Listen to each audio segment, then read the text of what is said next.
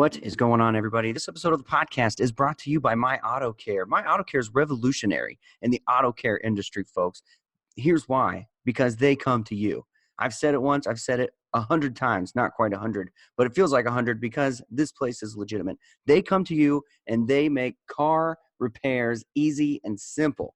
They come to you and if you're at work or if you're at home on a cold winter day, they will come to you and change your oil, change your brakes, whatever it is. If you just want them to put fluids in your car, they're going to do that too. Check them out, myautocare.com, and schedule your next appointment as soon as possible because you don't want to be waiting until the wintertime to get your car repairs done. Get them done tomorrow as soon as possible. Myautocare.com. Check them out. Schedule your next appointment today.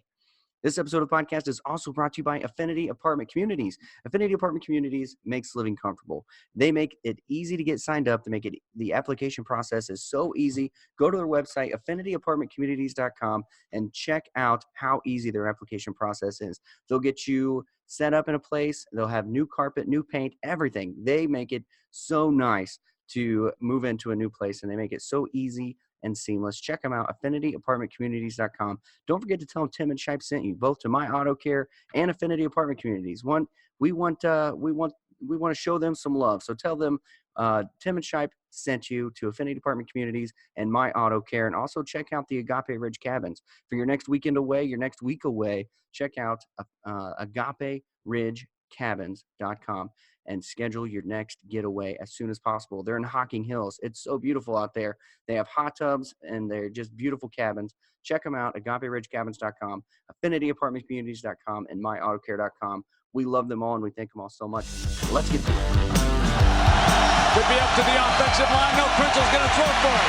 Got to get it off. They go for the ball game. Touchdown! Touchdown! Michael Jenkins! Holy Buckeye! Tebow straight ahead into the end zone, and the Gators have put this one on ice. Hello, and welcome to the Tim and Shipe Show. This is a college football podcast. Thank you so much for joining us. We're part of the Press Play Podcast Network, and what Tim and I are going to be doing for the next hour or so is talking about college football. So much is happening this week with rivalry games, picking against the spread, so much.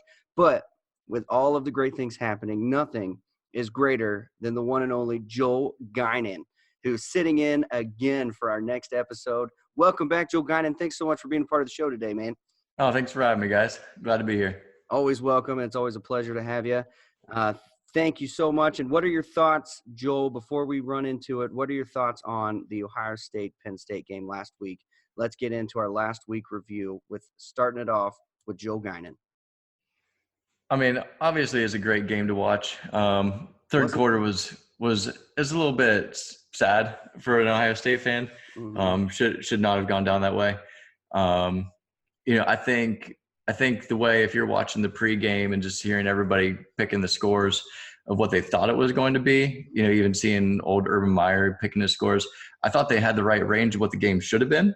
And it's disappointing that that's not how it shook out. Everybody's predicting somewhere around 20 to 42, and that's not where it landed, but it should have. And so, yeah, a lot of Ohio State fans that I've heard is saying it's good that this happened so that they're tested, and we kind of saw the character of the team come out when they're up against it. Third quarter, close game. It was up to 14-17 at one point. What do you think about that? Do you think that showed character, or do you think it's like we never should have been there in the first place, and it showed a lack of skill in that area? What are your thoughts? I'd say if the team had to have a wake-up call, before going into, the clutch part of the season, it was better for them to have that kind of a wake-up call rather than an upset. And if you're comparing the game this year versus playing Penn State for the last several years, those games have been a lot closer. So the fact that we had the spread that we did versus the previous 3 years against them, that's good. Because, the main change is just them not having the same running back, but that's about it. So yeah, that's the biggest factor. So I'd say I was happy with it. I think it was a good testing for them before we head into the tougher part of the season. Okay, and I'm going to keep putting you on the spot here, Joel. Is there any truth to people saying that Ohio State peaked at Wisconsin and now they're starting to play their worst football?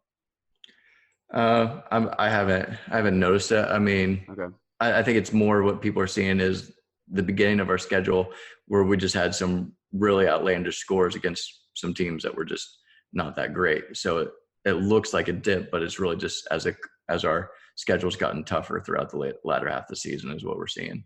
Yeah, what worries me, here's what worried me about this game, and it kind of worried me before. I still thought Ohio State was going to run away with it, which they should have if they didn't turn over the ball. Shoulda, coulda, woulda. But what worries me is that Ohio State really had 3 bye weeks in a row where they had their actual bye weeks. Then they had Maryland. Then they have Rutgers. And so they really could get kind of lackadaisical in a sense or lazy, laid back to where they kind of needed this close game to give them a new fire. And so hopefully this does give them the fire and they don't look at it and be like, if it wasn't for the turnovers, we would have won by 50. Hopefully this does say, hey, we could lose any week. We're not that great and we are vulnerable. That's kind of my hope there, and that they really turn it back on. Yeah, I think so. And just it's a good reminder they just need to protect the ball a lot better, and that they need to, not be so lackadaisical at how they're carrying it. Fields just got to keep that ball control and then be choosy about his throws. Yeah, 2 fumbles for Justin Fields, but he still threw for 188 yards, ran for, a ton of yards and in crucial moments on 3rd down. And so I saw a lot of Fields that I liked and a lot of Fields that I didn't like. So this week will really tell. Hopefully he's taking the rivalry game serious. Hopefully Ryan Day is pushing it. It's hard to say where Ryan Day and Justin Fields are this week. Do they really understand the rivalry? And are they going into it with the same mindset that Urban Meyer went into it the last 7 years? Tim, what do you think? Well, the first thing I want to mention is what you said about Ohio State peaking early versus now. My concern is I don't think Ohio State is going to be challenged until the playoff. I think Penn State was a little overrated. I've been saying that for a while. That's not new. Their best game was against a Minnesota team they lost to. The second best game they've played, before Ohio State, of course. The second best game was the Michigan game. They won by a touchdown at home. And then they lost at home to Minnesota, correct? I believe it was the whiteout game, I believe. So I don't think Penn State is that good. I think you're going to see that the rest of this year and going into the bowl season. So now you have Michigan, which I don't really believe Michigan is that good either. Honestly, I really don't. They blew out Notre Dame. Outside of that, I'm not really sure what they've done that's really impressive. So I think Ohio State is going to dominate Michigan. Spoiler alert for later, but I think they're going to take care of business there. And then, even at Michigan, I don't care. I don't think Michigan is good. I don't think Jim Harbaugh is a good coach in college football. Boy, Tim, strong words from a strong man. It's true. Like he has done nothing to show he can win big games. I think the biggest game he's won there was that Notre Dame game this year against a maybe average Notre Dame team. So I don't think that a rematch with Wisconsin is going to help Ohio State. Maybe against Minnesota would be helpful, but I don't know. I don't think Minnesota's necessarily that good. I don't know. So I think the first round of the playoff is when Ohio State's finally going to be challenged for the first time all season. How do they do in that challenge? Say they play LSU. LSU somehow loses to Georgia, drops to 4, and we play LSU round 1. How do you think Ohio State would fare in a game like that? Well, the interesting thing about that is I think LSU is kind of on opposite ends as far as their games have gotten a little bit easier the last couple of weeks. So I think they are their conference championship will be a little more interesting, I think, but not even necessarily that. I think it's really going to be they've played tougher games earlier in the season. I think they have a better quarterback. I think Ohio State's defense is a little better, but like I said, it's a coin flip depending on the day. But I think that Ohio State's quarterback is inexperienced. LSU's defense isn't the best that they've been in the last decade. So I think they kind of counter each other a little bit. So it's going to become turnovers. And I think that part of the question is Justin Fields healthy? Coach said this week that he's good to go. That nobody is 100% at this time of the season, but he's good to go. Well, that fumbling issue is a problem. Whatever is going on with his left wrist or whatever it is that's causing him to fumble the ball. I mean, that's an issue. Obviously, he got it under control in the fourth quarter this past weekend. He started sliding a lot more. He wasn't taking the hits, and I think he realized that he had to slide when he could. Yeah. And I think, honestly, if you're a quarterback and you slide, that's your best option because you can even get a targeting call called against you in that case and get somebody thrown out in 15 yards, So sliding is the way to go in college football if you're a quarterback for sure. You're absolutely right about that. So anyway, I think it's really going to be a matchup of getting to the playoff for that team before they're really tested. I think that's when we're going to see who is the best team in college football, obviously. But more so for Ohio State, I think that the Big Ten has been a little disappointing top to bottom outside of Ohio State. Yeah. I think that you're going to be surprised when it comes to bowl season because I think you're overrating the SEC. The SEC is beating other SEC. I know, but okay. I say that because let's put the top 5 SEC teams against the top 5 Big Ten teams. How many SEC teams are going to win in your mind? I don't know. I don't even know what I'd have to see what that would look like. Okay, Ohio State, LSU. You say it's a coin toss. Coin toss, yeah. Okay. Right now, I don't know I don't have a specific answer, but the number 2 would be Georgia. Minnesota. I think Georgia would beat Minnesota. Okay, Penn State, Alabama. No Tua. I'm going to say Alabama because their coach with a month off. Okay.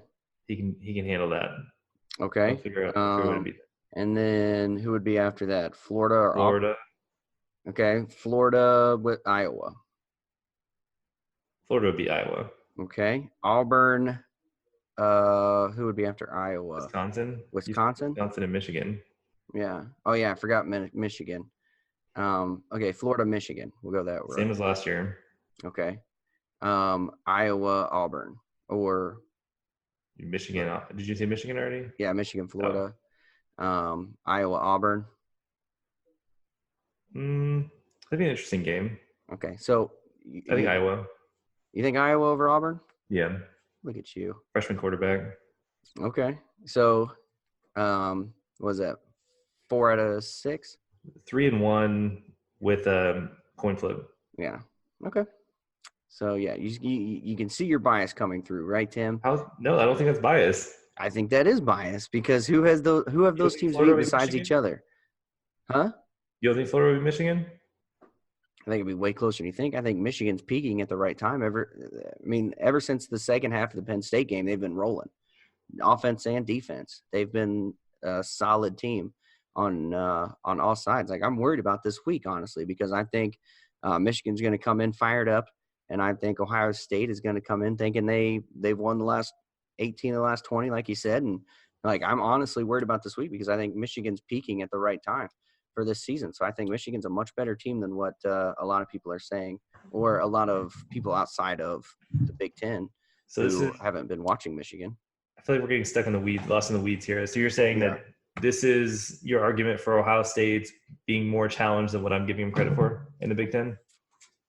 Yeah, I think Ohio State has been challenged with Wisconsin. I think Penn State's a great team. I think Michigan's a great team. And I think this is a big, big challenge for Ohio State. And I think they have a gauntlet coming up. If they go all the way to the championship game, they're playing 5 top 15 teams in a row. There's not a team in the country who would have to do that. It's a gauntlet. Except for the ones that already have, like Texas A&M. Did they play 5 in a row? Top 15? I don't know if it was in a row, but they played the top 3 teams in the country at the beginning of the season. It's not 5 in a row. It's different. Okay. It is different. 5 in a row versus top 3 teams sporadic. And they're top 3 because they're SEC, whatever. I don't want to get into all that SEC. One of them was Clemson, bias. Just to be clear on that. Yeah. Yeah, I'm credit to Texas A&M. Very good job. All right, so anyway, let's go into the Florida game. And what are you looking forward towards next week? You have Florida State coming up, big quote-unquote big rivalry game. And your previous game against who? Bye week, right? Bye week, yeah. We dominated the bye week. Dominated. Anybody get healthy? Anybody coming back this week who would have been out otherwise? I don't think so for the Florida State game. There's a chance we have a couple guys that have a chance to come back for the bowl game. but I don't think any major ones for this game this weekend. There's just there's the lingering high ankle sprain type stuff. Moon, one of the defensive ends, he's out for the year, so he's not coming back regardless. Obviously, Franks is not coming back. Right. So no, I don't think anything major as far as that goes. I think that the only concern I have is that this interim coach seems to be doing some good things at Florida State. They've been on a little bit of a roll recently, but I don't think it's enough. Like, I think Florida's defense is really good. Mm-hmm. They are really good. I'll give Florida credit. They have good defense. So, I think that they're at home, which is, obviously a pretty big advantage, especially in these games. Mm-hmm. So I just think that they're the better team. I don't think it's going to be that close of a game. So what does Florida State need to do to win? What needs to happen? Do they need to run the ball? Do they need to establish a run game to win? Control the clock? What does Florida State have to do to win? Because I don't think talent equates, as Ryan Day would put it. Talent does not equate in this game. So for Florida State to win, they need to do what? That's exactly what they're going to do. They're going to have to run the ball. They're going to have to wear down the defense, because the defensive line is a little bit thin right now because of injuries. Mm-hmm. So they're going to have to wear them down, control the clock, and create turnovers. If they can do those things, they have a shot, because I think that's the one thing where Florida has had issues with running the ball. If they can get a lead and make Florida throw, put a little pressure on them that way as well, then those are the kind of things they're going to have to do to win this game. Okay.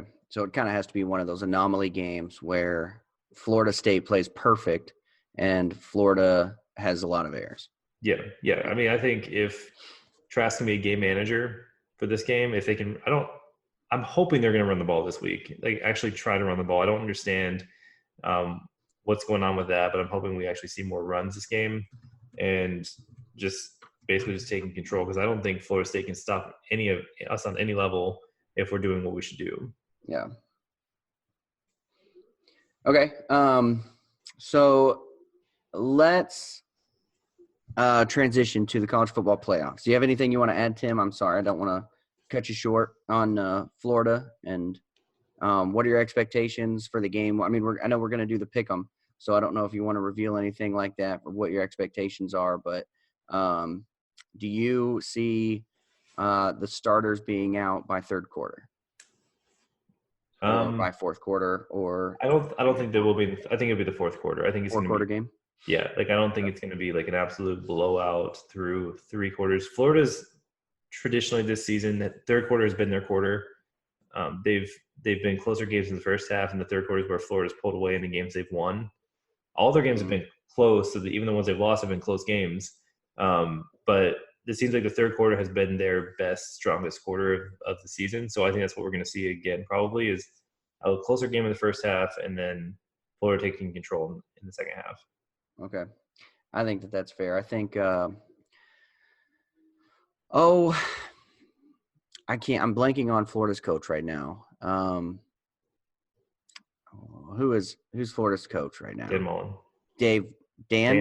Dan Mullen. Yeah, he's forgettable. But Dan Mullen, so I think that he's a good coach, and I think what he's going to do is, just like any good coach, he's going to test the waters first and second quarter, and then he's going to pull away second half, make adjustments where they need to be, pull away in the second half.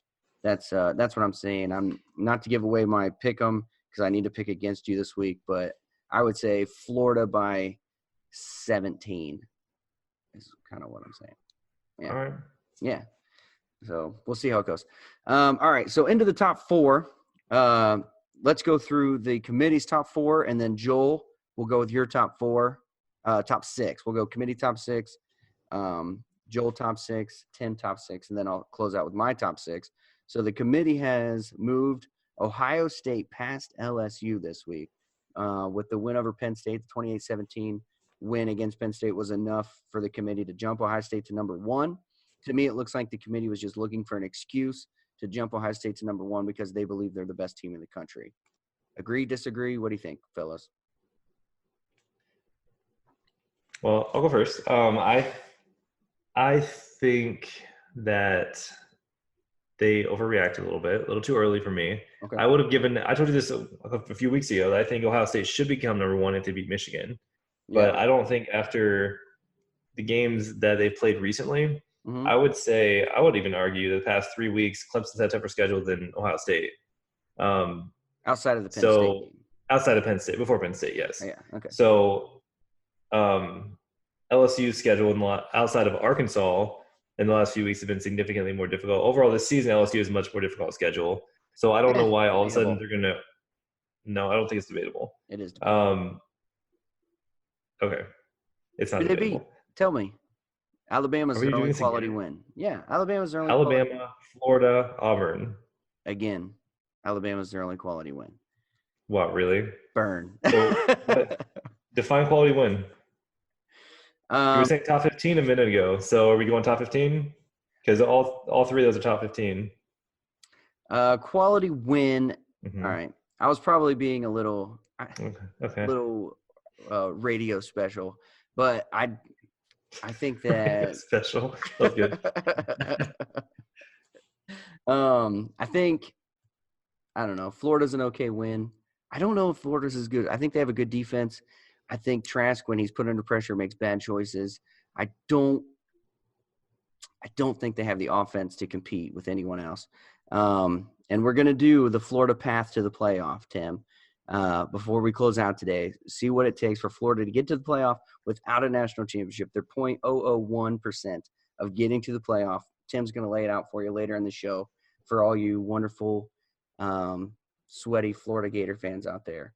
We're not sweaty right now. It's beautiful.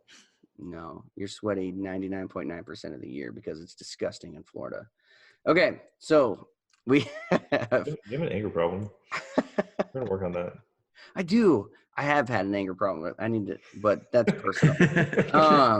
Okay, so Ohio State number 1, LSU slipped to 2, Clemson 3, Georgia 4. Alabama still at 5, and Utah jumped to 6 after the Oregon loss, which Tim and I kind of called last week because we said Arizona State with who's the Arizona State coach? Who's Herm? Yeah, Herm Edwards. They're sneaky good, and so they snuck up on Oregon and took them down, which Tim and I totally called last week, and we were not surprised when we saw that happened. So we have Utah sitting at number 6, Oklahoma 7.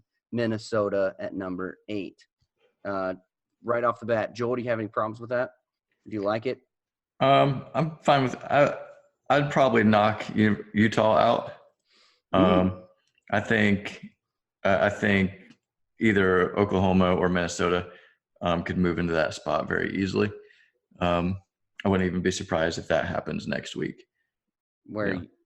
Utah plays Colorado. Colorado is not a good team. And so you think with Utah with a 28 to 30 point victory, you think they would drop out? I think so. If the other teams have just a relatively good game against a tougher matchup, why would you keep Utah there? Well, I think that they're setting the stage to at least make it interesting with Utah. Because I think that's why they have USC ranked so high, because USC is the only loss that Utah has had. And so they really want this Utah conversation to be there. Whether or not they put them in or not is another story, but I really think they want that storyline of Utah. They have one loss to a top 25 team. And I think that's what the story that they're trying to lay out here. Yeah, I agree with that. And I think we talked about this last week where, they wanted Oregon in, they have the whole Nike factor. Mm-hmm. The money behind it, and they want the West Coast involved because their nightmare is the top 4 we have right now is all the Southeast and Ohio State. Right. So they don't. Right. They want to get the West Coast involved in some way for ratings purposes. Mm-hmm. Yeah. So at least give them the opportunity. Yeah, and they want eyeballs on that final college football playoff selection. They want eyeballs on it, so they're going to try to create storylines, one way or another. Yep. So Utah. And they're going to say, well, they beat Oregon in the conference championship, so they're going to call that a quality win, in their mind. So we'll see. But ultimately, I don't think Utah is getting in. But I think they're trying to make it interesting with them. Mm-hmm. Yeah. Okay. So Joel, your top 6 is. I'd pretty much keep everything about the same. I honestly feel like Ohio State and LSU are interchangeable at this point. They could continue to ping pong back and forth, and we could go back and forth about whether they're right or not. And yeah, they both have a solid case for number one. Is that what you're saying? Yeah, I think so. And so then, like I said, I'd keep everything else the same, except for I'd drop Utah down the list a little bit and move Oklahoma or Minnesota up. Okay. So you would have Ohio State, LSU, Clemson, Georgia, Bama, Oklahoma. Probably. Hypothetical. Yeah. Okay. Yep. All right. Yeah, I could drop Georgia down too. Drop Georgia? Why Georgia? Georgia hasn't impressed you? No, I mean, I would just say same as above. They just any one of those 10-1 teams could take the other one's spot very easily. Because he hates SEC. That's fine. Yeah. All right, Tim. So my top 6 right now is number 1, LSU, and I already explained why. Yep. Ohio State will be my number 1 next week if they beat Michigan. Okay. This weekend. My number 2 is Ohio State. Okay. My number 3 remains Clemson. I don't think anyone's arguing those 3 are the top 3 right now. Right. What order you want to put them in doesn't matter. Exactly. It really doesn't matter. All right. Right now, it will in a couple of weeks. My number 4, I kept Georgia there because I think they haven't done anything to not be there right now. Mm-hmm. My number 5 is Florida, and here's why. They're a 2-loss team, Tim. You're jumping them over every other 2-loss team who has lost to 2 of the top 4 teams. Oh my gosh. So, quality losses, my friend. Quality losses. I told you this needs to be more about strength of schedule and less about wins and losses. Okay. I'm boycotting the NCAA, period. So, and my number 6 is Utah. Boy, Alabama's out of my top 6. Bama's out. Bama's out, Florida's in. Bama's out, Florida's in. Quality losses. Let me ask you this, in all seriousness. What has Alabama done to be above Florida? Listen, they haven't done anything. If you watch their games, you know that they're a good team. Like, if you see their defense, you know that they're better than most defenses. They're probably not better than Florida's defense in all reality, but they're better than most defenses. Their offense, I think we have yet to see how well this Mac, whatever his name is, Mac, whatever. Jones? Mac something is going to do. It's hard to say, but I think the moment you start counting Bama out is the moment that they surprise you. Just like when they lost the SEC championship and then got the playoffs and won the whole gosh darn thing. So you'll be surprised. I'm trying to be consistent, and I'm not going to argue about Ohio State's weak schedule and then turn around and say, well, Alabama, like I said, Nick Saban is the thing for me that puts them in a higher place, higher bracket. That's like their standard of winning. So let me ask you this, Tim. If Florida has already lost to 2 of the top 4 teams, what gives them a right to think that they could compete with the top 4 teams? They've already lost to half of them. Right. I understand what you're saying, but keep in mind, this was second string quarterback. You know, whether or not debatable, whether or not he's a better quarterback to begin with, he's improved consistently. This team as a whole has improved consistently over the season. They had 2 one-possession games that they lost. They haven't been blown out by anybody. Right. Their defense will keep them in any game. They will. Yeah. And their offense is consistently getting better. If they can run the ball against Florida State this week, if they can show they can game plan differently, then I think that makes them an interesting team.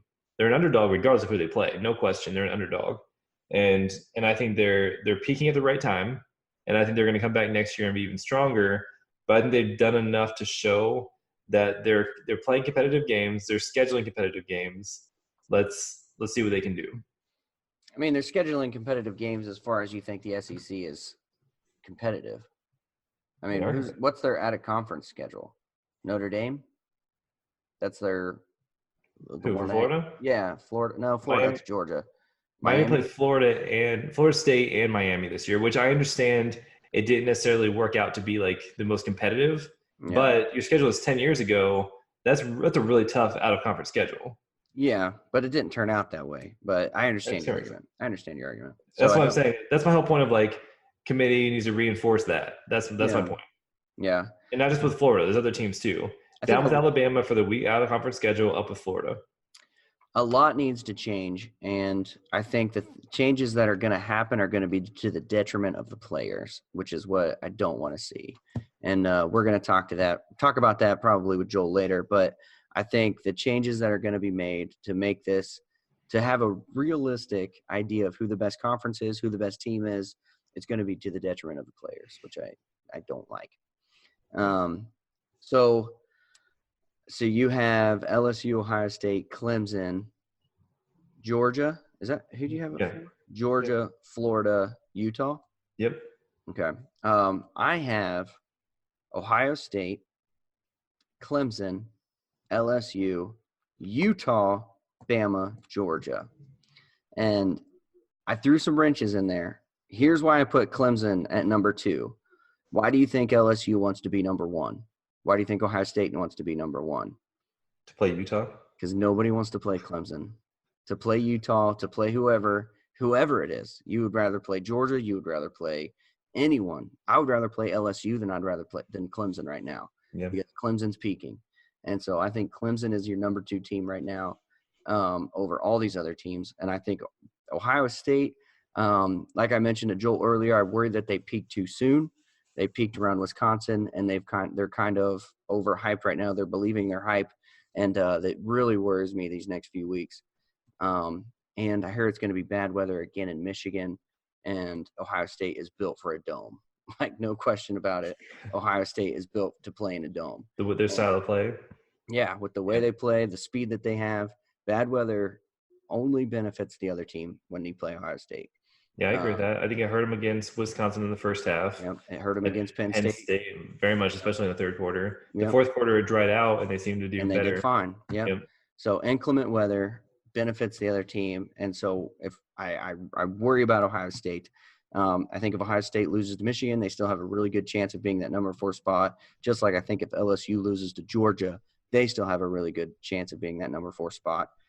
Because I think the committee is looking for reasons to leave Utah out, but to leave them in the conversation, they're looking for reasons to keep LSU, Ohio State, and Bama in the conversation and in the playoffs.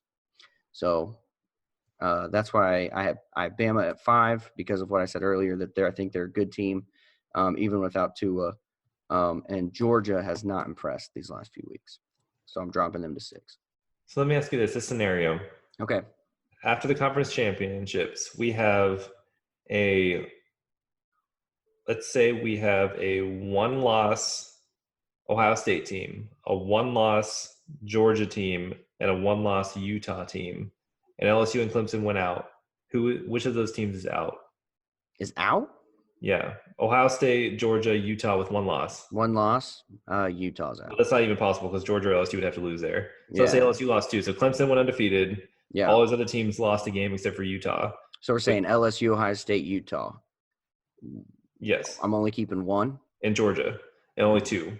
I'm keeping 2. I'm keeping LSU, Ohio State.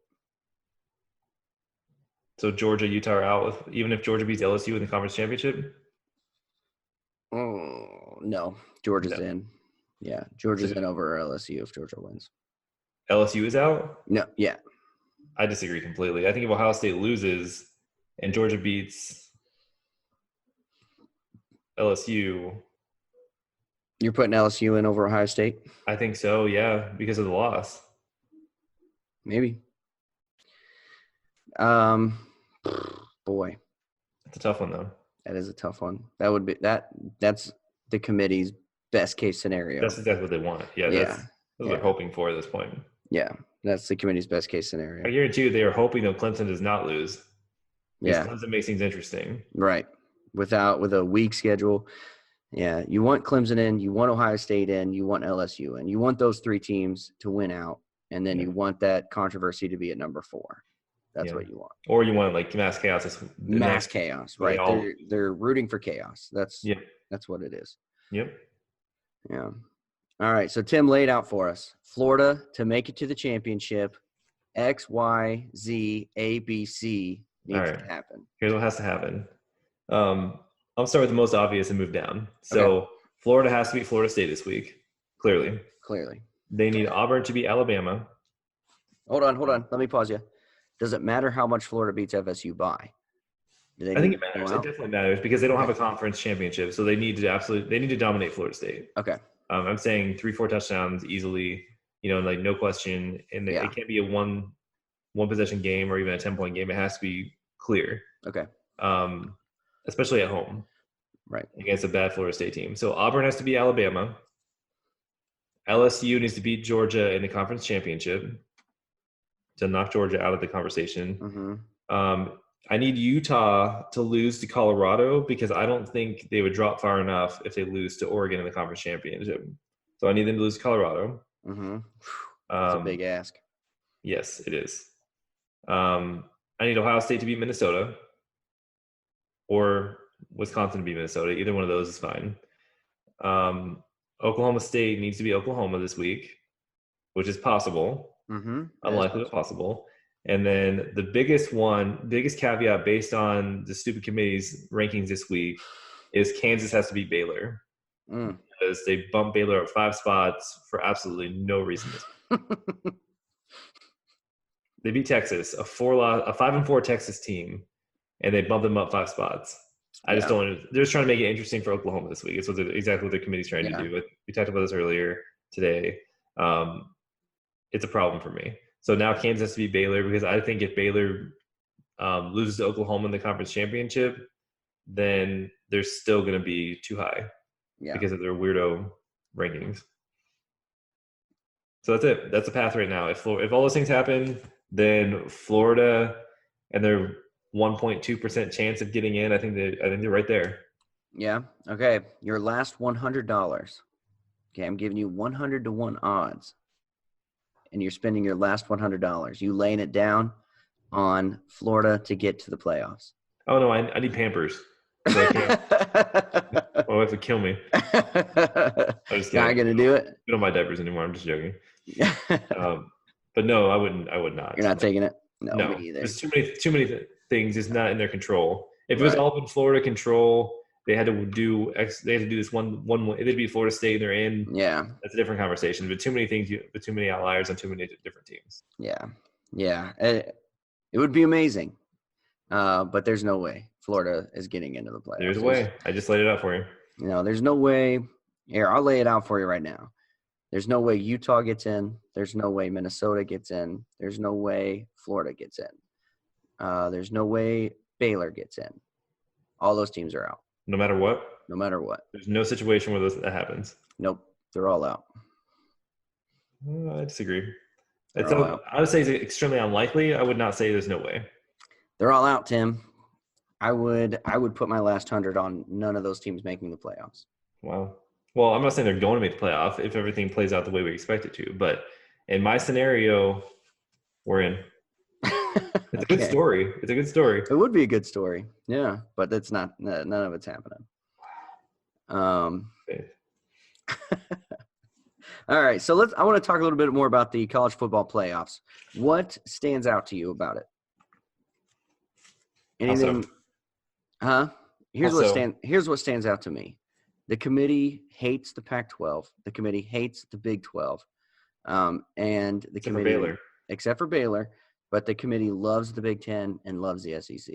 They're obviously clearly putting the Big Ten and the SEC head and shoulders above every other conference. Definitely, that's what stands out to me. No one else is getting any love at all. And they don't love anybody outside of Clemson. There's only one other top 25 team in the ACC. That's for Virginia Tech, who's ranked 24th now. Right. Yeah. That's Clemson. That's unheard of. You know what I mean? To have a major conference like that with only one seriously ranked team. 2 AAC teams are in, and 2 ACC teams are in. I mean, that's what's crazy. I mean, that you have Memphis and Cincinnati at 18 and 19 setting up for a great game. That should be in our picks, by the way, because that's a great game this week. But that's not a great game. But I don't understand. 18 and 19. That's a great. I would put Oklahoma State before I put that game in. Oh man, that one didn't make it. All right. Just trying to keep me down, Tim. Just trying to keep the man down with less picks. How many picks do you want? 6. I want 6 chances to beat you. All right. So speaking of their picks, let's lay them out for us, Tim. What happened last week, and what is going to happen this week? All right. So last week we had Penn State, Ohio State. Ohio State was laying 17.5. We both picked Ohio State, and they did not cover the spread. That's a lot of points. That is a lot of points, but I really That's a didn't lot of expect Penn State to do anything in this game. And And other they than shouldn't. outside of those turnovers, like you said, it's a different conversation. Should have been 35-10. The second one, and my favorite, is Oregon at Arizona State. Oregon favored by 14.5, and they lost outright. We both picked that. We called that one. Yep. We knew there was a chance. I didn't say for sure they were going to lose, but I did not think for a second they were going to cover 14.5.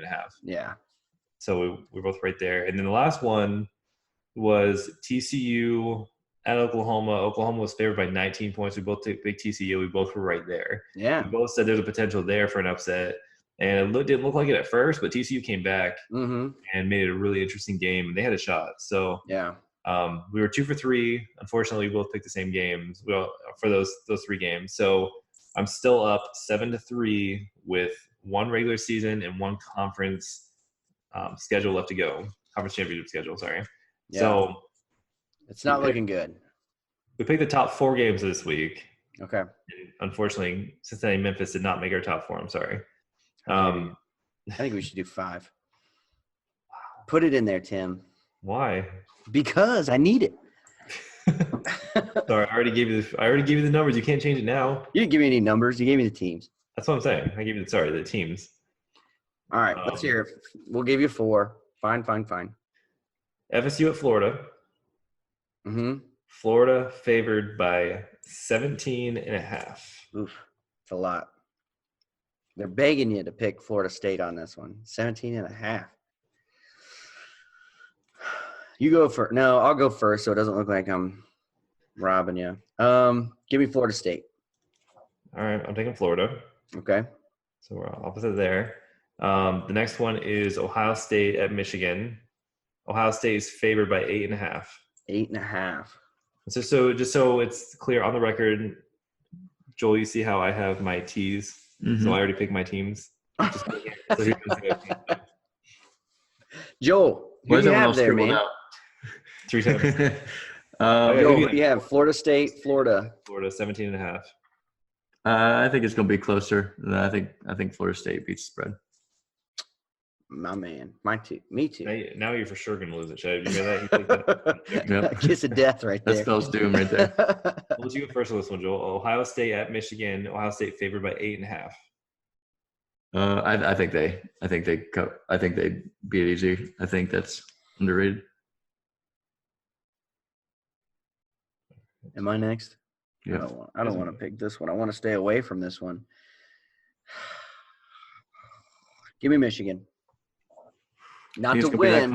I think it's going to be close. Okay. I'm telling you, Michigan they're fired up. Like they're putting everything they have into this game. I'm picking Ohio State 17 points. Okay. All right, so that's 2. I hope you're right. Here's the thing. I hope you're right. Like I want a blowout win, but I just think it's going to be close. So like mixed feelings on this one? Yeah, totally. All right, the next one, Alabama at Auburn. Mm-hmm. Auburn is not favored. 3.5. Alabama is favored by 3.5 at Auburn. 3. Alabama's favored by 3.5 at Auburn. Bama. All right, I'm taking Auburn. Wow. Auburn really might. Seriously, I believe Auburn's going to win this game. I think they could too, but I don't know. I just think Bama. Joel? Could be wrong. No. I think Alabama's going to smoke them. Smoke them. Smoke them. Thank you, Joel. Making me feel way better about my pick because I'm not confident at all. And This shouldn't give you no action. All right. In the last game, Wisconsin at Minnesota. At Minnesota, Wisconsin favored by 3. Wisconsin is favored by 3? Yeah. Boy, that's a good line. Gosh. That's a really good. Yeah, the last 2 I think are both actually really good lines.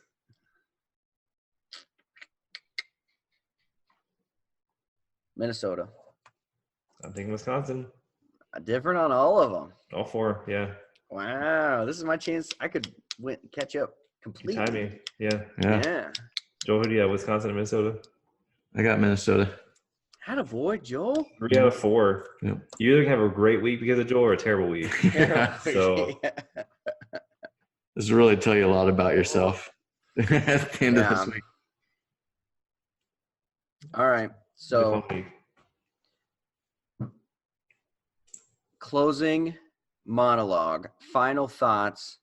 I'll start us off so you two, in case you haven't prepared your final thoughts.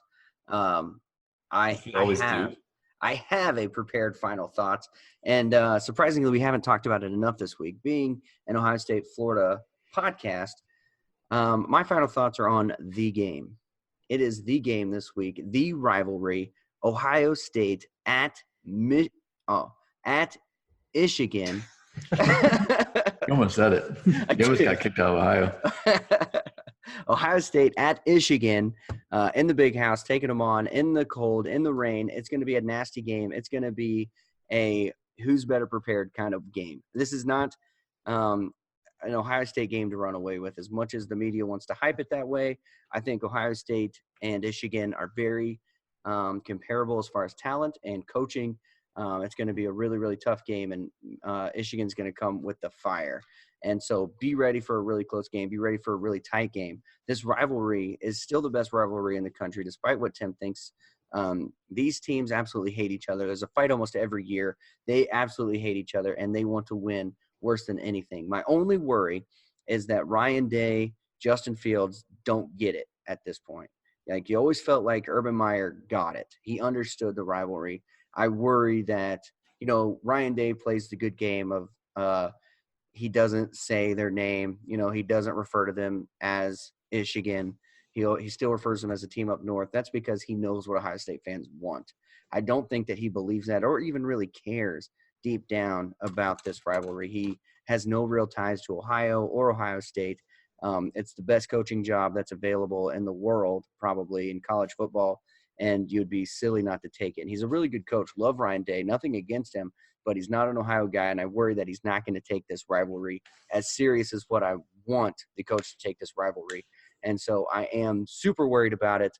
But I still think Ohio State is going to win, but it's going to be really, really close. And don't hold it against them if it is close, because it's a rivalry game. Win and advance. That's all Ohio State has to do right now. Just win and advance.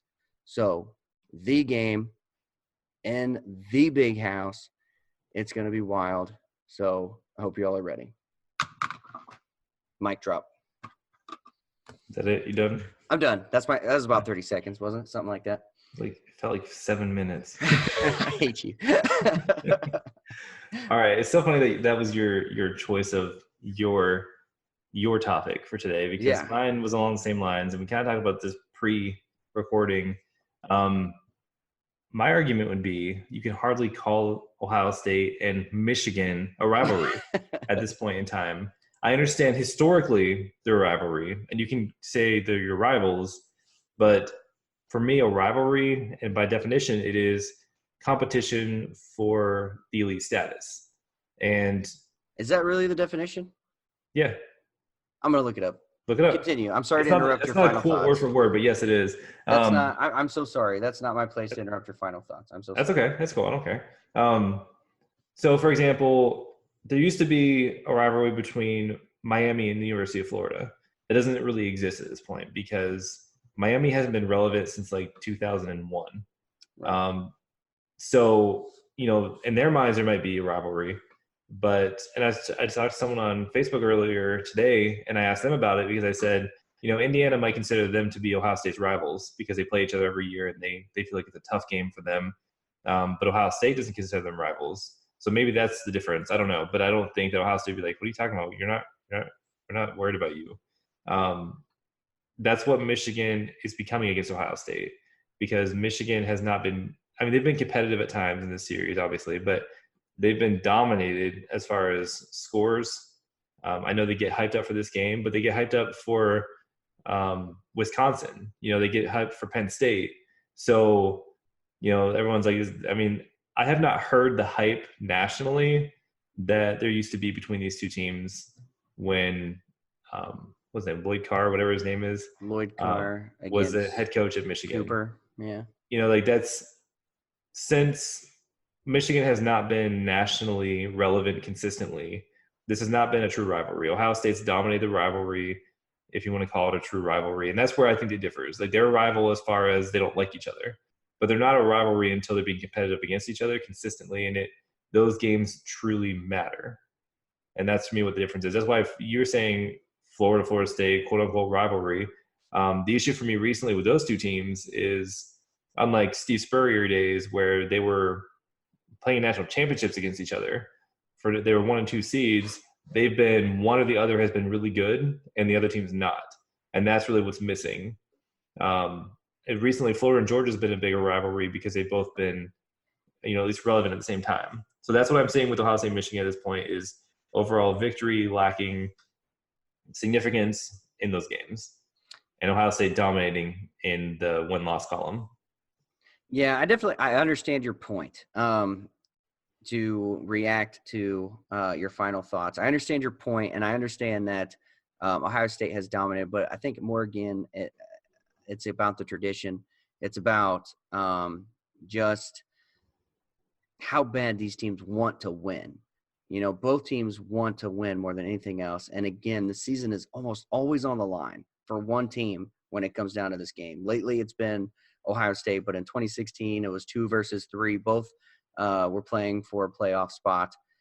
Like it is still a rivalry. But also, to your point, you remember the Lloyd Card, John Cooper days. I don't really remember them all that well. I was super young when John Cooper, but John Cooper went. Are we the same age? Yeah, you're a little older than me. You're like 40 almost. But anyway, right. John Cooper went 2-10-1. Okay. Mm-hmm. And 2-10-1 got him fired at Ohio State. And that's more wins than the last 3 coaches at Michigan combined. Yeah.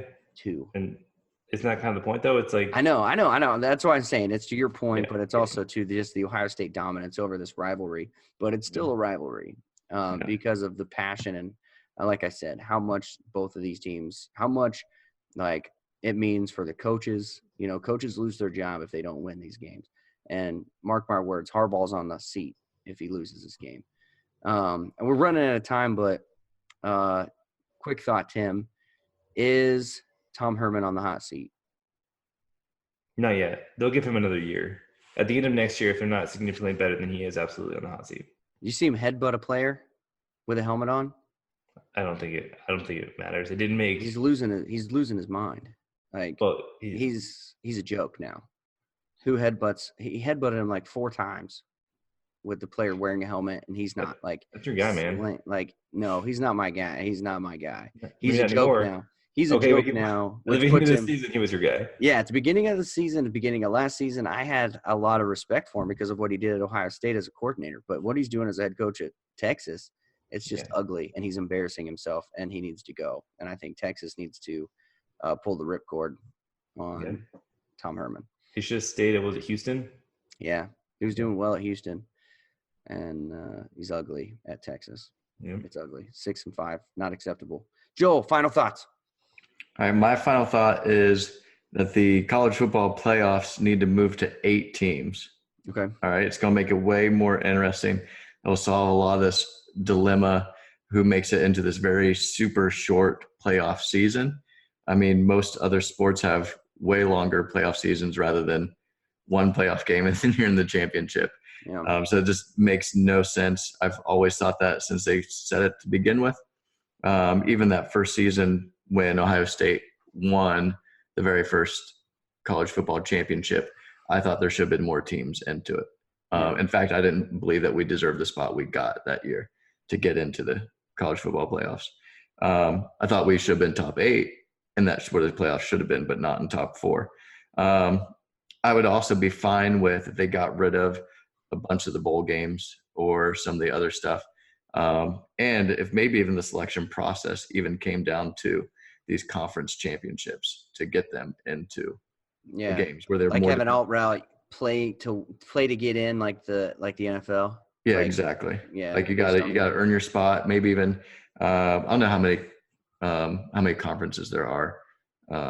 Power 5. There's 5 majors, and then there's the other ones that are outside. So and maybe you can include one of them.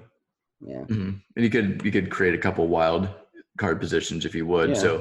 So say you have, you have two teams that are just killing it, and then they only face off against each other. That's their only loss. One of those teams could crack into a wild card position. I think that'd make way more sense. It'd add an extra week to the college playoff schedule. It's more money in their pockets, which they will not give to the players. And Okay. but yeah, so I think that would solve a lot of this headache and a lot of the manipulation by the committee. Do you I want to respond to your final thoughts, if that's okay. Do you keep the conference championship game in this scenario if you expand it to 8 or even 12 or 16 teams? Well, I definitely wouldn't go 12 or 16 teams. I think that's too many on an aggressive sport. Okay.